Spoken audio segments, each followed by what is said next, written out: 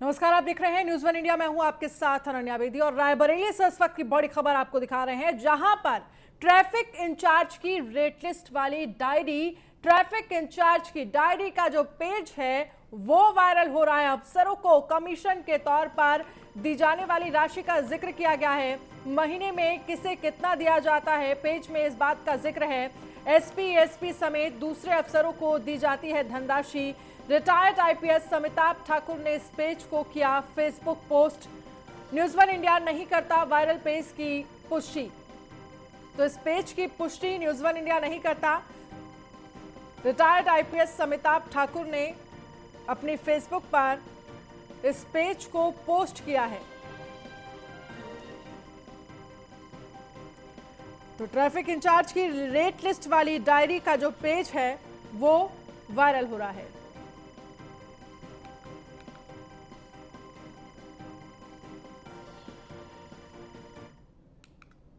और खबर है बाराबंकी से, जहां पर मुख्तार अंसारी की सीजेएम कोर्ट में पेशी। वीडियो कॉन्फ्रेंसिंग के जरिए मुख्तार की पेशी हुई है। सुनवाई के दौरान मुख्तार ने टीवी की डिमांड की। बैरक में टीवी की मांग पहुंची ठंडे बस्ते में। बजट के बाद टीवी की सुविधा मिलेगी, ये जेल प्रशासन की तरफ से कहा गया है। तो सुनवाई के दौरान मुख्तार ने की टीवी की डिमांड। बैरक में टीवी की मांग पहुंची ठंडे बस्ते में।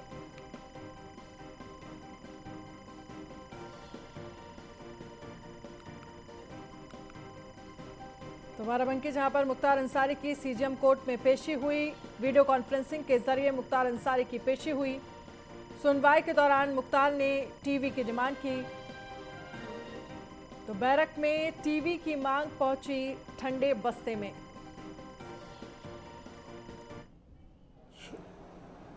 मुख्तार अंसारी की पेशी वीडियो कॉन्फ्रेंसिंग के माध्यम से बांदा जेल से हुई।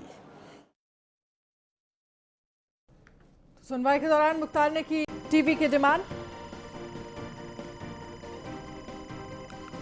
बैरक में टीवी की मांग पहुंची ठंडे बस्ते में। बजट के बाद टीवी की सुविधा मिलेगी, जेल प्रशासन की तरफ से कहा गया है। तो मुख्तार अंसारी की सीजेएम कोर्ट में पेशी, वीडियो कॉन्फ्रेंसिंग के जरिए मुख्तार की पेशी हुई है।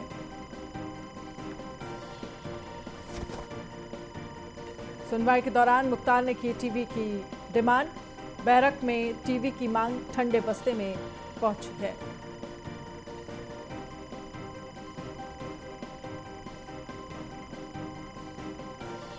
तो बड़ी खबर आपको दिखा रहे हैं, जहां पर वीडियो कॉन्फ्रेंसिंग के जरिए मुख्तार की पेशी हुई। सुनवाई के दौरान मुख्तार ने टीवी की डिमांड की। बैरक में टीवी की मांग ठंडे बस्ते में पहुंची है। बजट के बाद टीवी की सुविधा मिलेगी, ये जेल प्रशासन की तरफ से कहा गया है।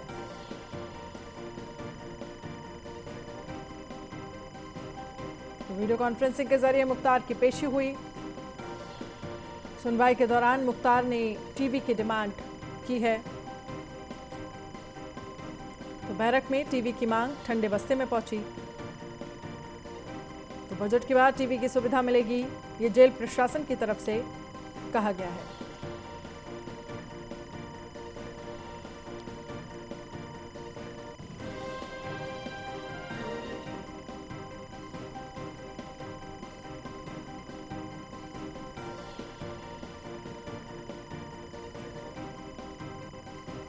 भोलानाथ हमारे संवाददाता इस खबर पर ज्यादा जानकारी के लिए जुड़ गए हैं। भोलानाथ, क्या कुछ जानकारी है, जहां पर कोर्ट में आज वीडियो कॉन्फ्रेंसिंग के जरिए मुख्तार अंसारी की पेशी हुई, मुख्तार की तरफ से टीवी की डिमांड की गई, हालांकि डिमांड को माना नहीं गया, आपके पास क्या जानकारी है? देखिए, बिल्कुल बता दें, बाहुबली मुख्तार अंसारी जिस एम्बुलेंस से पंजाब जेल में जिस एम्बुलेंस का इस्तेमाल करता था, वो बाराबंकी के पते पर फर्जी रजिस्ट्रेशन करवाई गई थी, जिसके बाद बाराबंकी कोतवाली नगर में मुकदमा दर्ज किया गया। वहीं कोतवाली पुलिस ने कल चार्जशीट भी पेश कर दी, जिसमें 7 आरोपी बनाए गए। वहीं कल मुख्तार अंसारी की पेशी थी कोर्ट में। जब मऊ जनपद के जेल से जब सीजेएम कोर्ट में मुख्तार को पेश किया गया, तो उसने पहले भी टीवी की डिमांड की थी, पर अभी तक फिलहाल कोई कार्रवाई जब नहीं हुई तो मुख्तार कल फिर जज साहब के सामने गिड़गिड़ाने लगा और मुख्तार ने वही दोहराया कि अभी तक टीबी हमारी बैरक में नहीं लगी। उत्तर प्रदेश की सभी जेलों में यदि टीबी सब कैदियों को दी जा सकती है तो हमारे बैरक में नहीं लगी। हालांकि अभी टीबी पर कोई विकल्प नहीं निकल पाया है। जेल प्रशासन का कहना है कि अभी बजट आने के बाद मुख्तार के बैरक में टेलीविजन की व्यवस्था करवाई जाएगी। वही मुख्तार जिस तरह टेलीविजन को लेकर जज साहब के सामने गिड़गिड़ा रहा था, हालांकि जज साहब ने अगली सुनवाई 19 जुलाई लगा दी है। अगली सुनवाई के लिए 19 जुलाई को अगली सुनवाई की जाएगी कोर्ट में, फिर मुख्तार अंसारी को पेश किया जाएगा। जी चलिए, बहुत बहुत शुक्रिया तमाम जानकारी के लिए। तो बजट के बाद टीवी की सुविधा मिलेगी, ये जेल प्रशासन की तरफ से कहा गया है। मुख्तार अंसारी की सीजेएम कोर्ट में आज वीडियो कॉन्फ्रेंसिंग के जरिए पेशी हुई। और वही बीजेपी नेता ज्योतिरादित्य सिंधिया ने उज्जैन में महाकाल में पूजा अर्चना की। माना जा रहा है कि सिंधिया को मोदी कैबिनेट के विस्तार में जगह मिल सकती है। ज्योतिरादित्य सिंधिया मार्च 2020 में कांग्रेस छोड़कर बीजेपी में शामिल हुए थे। वहीं सिंधिया वर्तमान में बीजेपी से राज्यसभा सांसद हैं। तो जल्द कैबिनेट में फेरबदल हो सकता है और मोदी कैबिनेट में ज्योतिरादित्य सिंधिया को भी जगह मिल सकती है। महाकाल के दर पर ज्योतिरादित्य सिंधिया यहां पर दर्शन करने के लिए पहुंचे थे।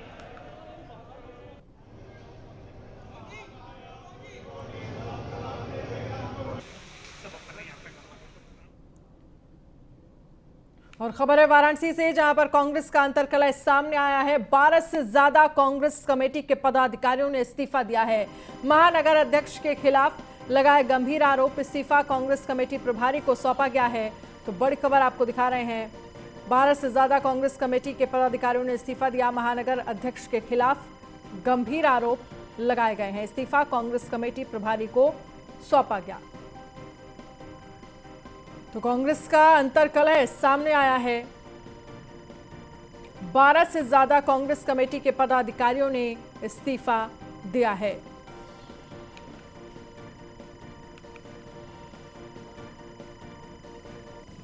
तो किस तरह से कांग्रेस में अंतरकलह चल रही है, इसकी तस्वीर देखिए। कांग्रेस का अंतरकलह सामने आया है। 12 से ज्यादा कांग्रेस कमेटी के पदाधिकारियों ने इस्तीफा दिया है।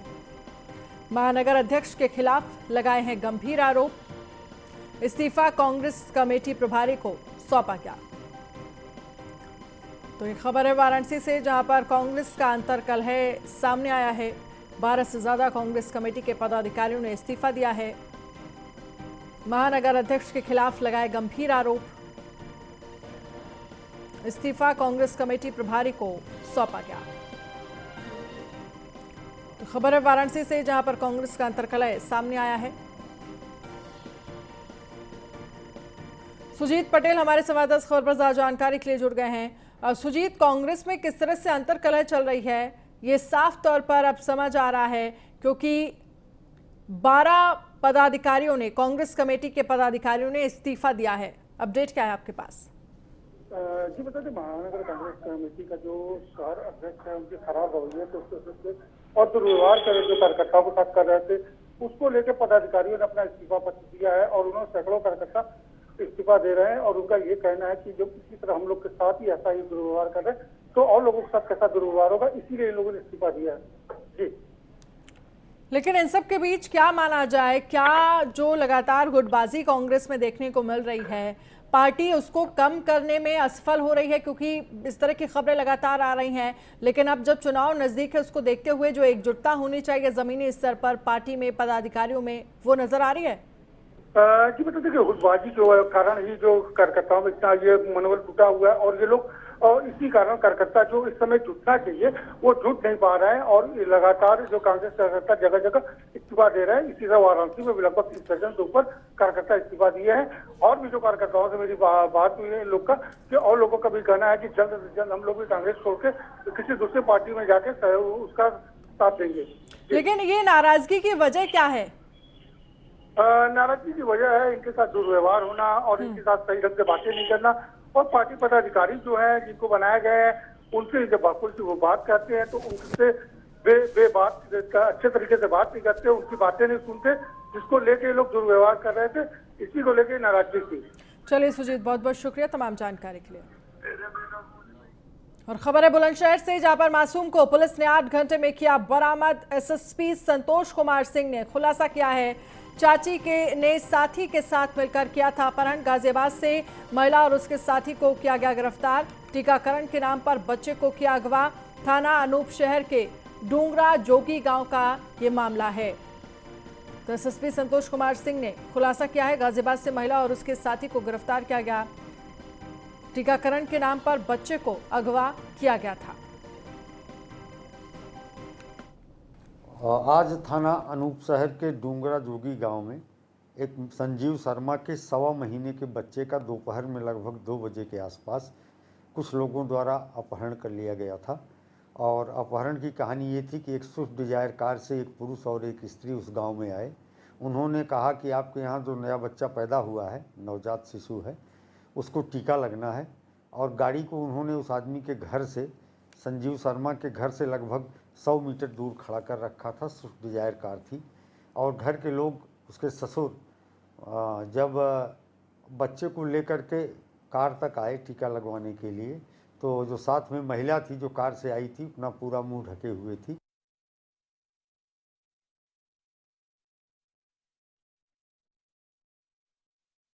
क्या था अपहरण?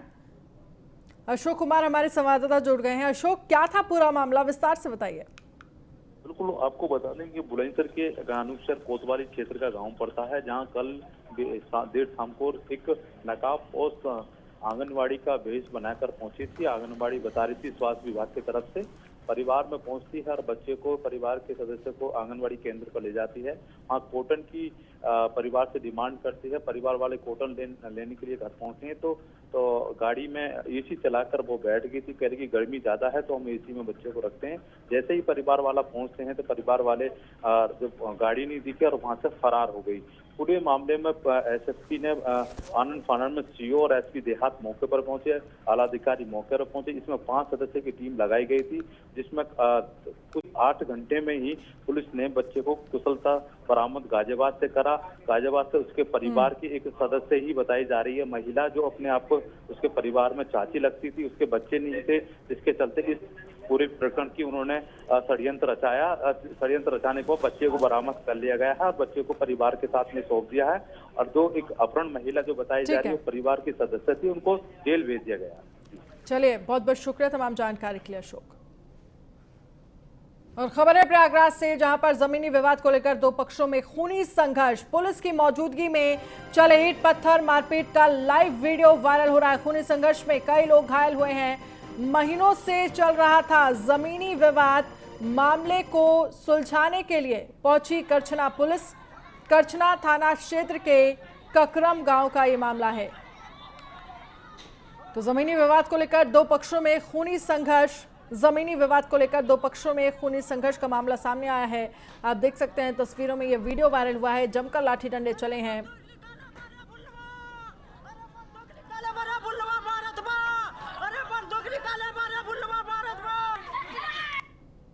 तो देखिए किस तरह से 2 पक्ष आपस में एक दूसरे को लाठी डंडों से पीट रहे हैं।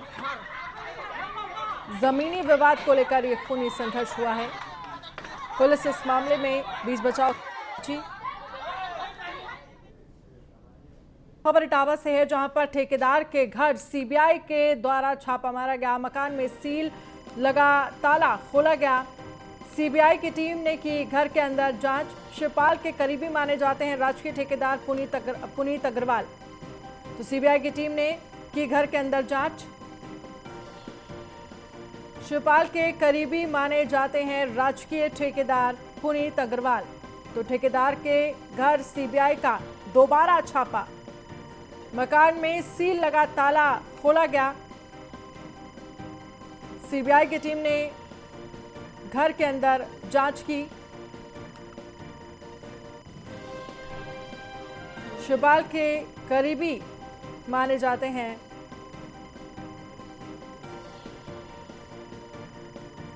तो ठेकेदार के घर सीबीआई का दोबारा छापा। सीबीआई की टीम ने की घर के अंदर जांच। शिवपाल के करीबी माने जाते हैं राजकीय ठेकेदार पुनीत अग्रवाल।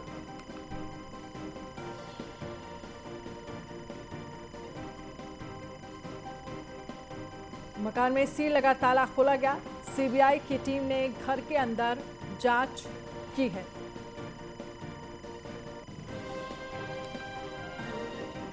तो ये तस्वीरें भी हम आपको दिखा रहे हैं जहां मकान में सील लगा ताला खोला गया।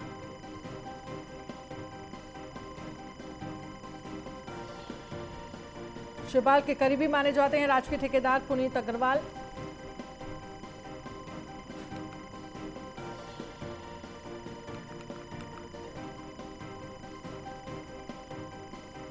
और खबर है रायबरेली से, जहां पर बदमाश ने सराफा व्यापारी से मांगी फिरौती। 50 लाख रुपए की मांगी फिरौती। पैसे ना देने पर देख लेने की धमकी दी है। शिप्रा ज्वेलर्स के मालिक अरुण सोनी को मिली है धमकी। बदमाश ने अपने को बताया जेल में बंद वांटेड। राजू भारती पैसे मांगने की ऑडियो सामने आया है। न्यूज़ वन इंडिया इस ऑडियो की पुष्टि नहीं करता है। Hello hello. हाँ हेलो, कौन बोल रहे हैं? हाँ कौन? शिप्रा ज्वेलर्स मालूम? जी बताइए। मैं राजू भारती बोल रहे हैं। हाँ बताइए। बताइए, बाद में कलेक्ट सुन लीजिए, फोन मत रखिएगा जी आपकी भलाई के लिए। जी जी 50 लाख रुपए रख लीजिए, कल लेना है हमको। 50 लाख जी मतलब? राजू भारती बोल रहे हैं हम, लखनऊ सेंट्रल जेल से। जी ठीक है, 50 लाख कल चाहिए हमको। देखिए, वरना आप जानिएगा, आपके लड़के जानेंगे, हमसे मतलब नहीं है। नहीं, क्या हुआ है ये बताइए। अरे हुआ कुछ नहीं है, देखिए हाँ ऐसा चाहिए हमको और आप नहीं। देंगे। नहीं मतलब आप बताइए कैसे क्या है बेटा? अरे क्या आपकी कुंडली मिली हमको। कुंडली? जी नहीं हम समझे नहीं। आपकी बिल्डिंग सजी हुई है महाराज में, आप जब चाहे बनवा सकते हैं, आप जान लीजिए। हाँ आपकी बिल्डिंग सजी हुई है महाराज में, मतलब?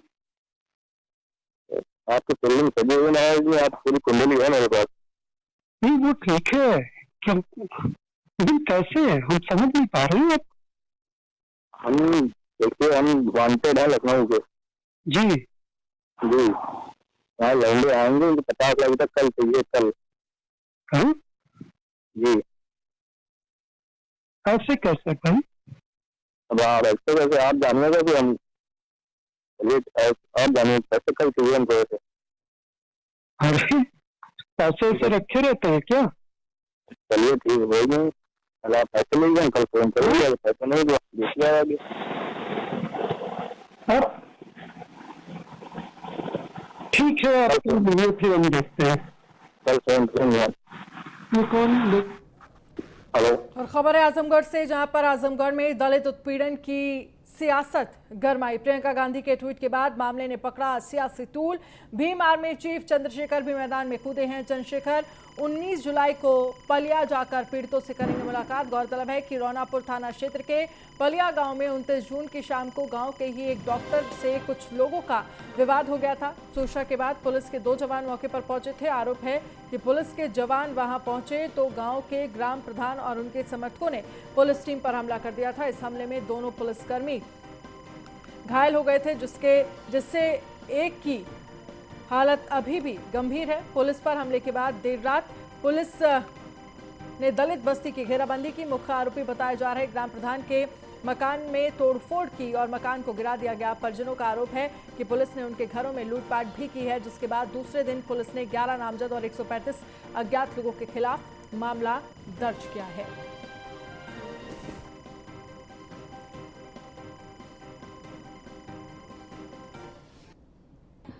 तोड़ फोड़ वही विवाद तो हुआ, चल रहा था बाजार का मैटर। अच्छा।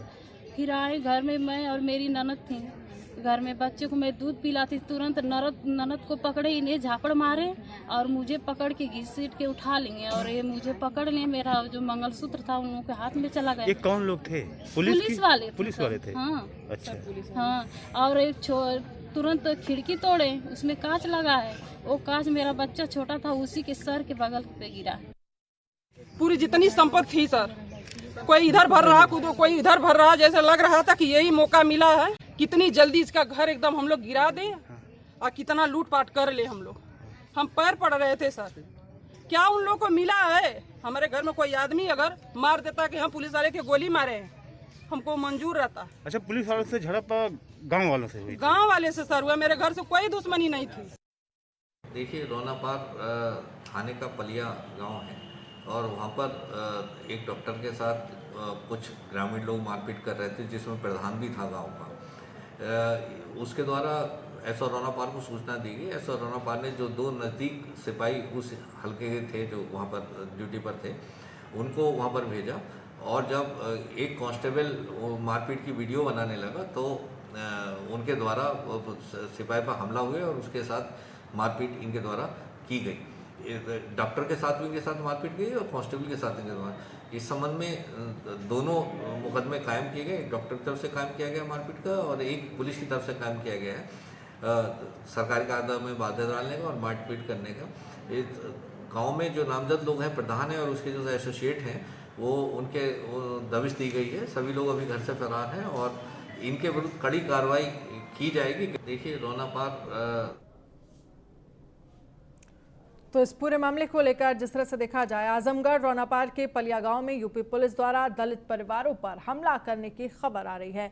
वहां कई मकानों को तोड़ा गया, सैकड़ों पर मुकदमा दर्ज किया गया। ये सरकारी अमले की दलित विरोधी मानसिकता का परिचायक है। तत्काल दोषियों के ऊपर कार्रवाई हो और पीड़ितों को मुआवजा दिया जाए, ये ट्वीट किया गया है प्रियंका गांधी की तरफ से, जो कि कांग्रेस की महासचिव हैं।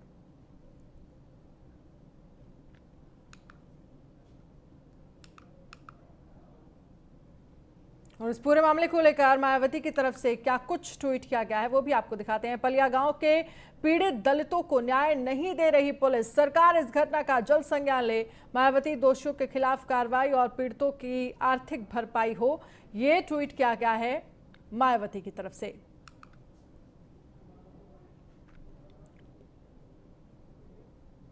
तो आजमगढ़ पुलिस द्वारा पलिया गांव के पीड़ित दलितों को न्याय देने की बजाय उन पर ही अत्याचारियों के दबाव में आकर खुद भी जुल्म जाती करना और उन्हें आर्थिक नुकसान पहुंचाना अति शर्मनाक। सरकार इस घटना का शीघ्र संज्ञान लेकर दोषियों के विरुद्ध सख्त कार्रवाई व पीड़ितों की आर्थिक भरपाई करे। साथ ही अत्याचारियों व पुलिस द्वारा दलितों के उत्पीड़न की इस ताज़ा घटना की गंभीरता को देखते हुए बीएसपी का एक प्रतिनिधिमंडल श्री गयाचरण दिनकर पूर्व एमएलए के नेतृत्व में पीड़ितों से मिलने शीघ्र ही गांव का दौरा करेगा।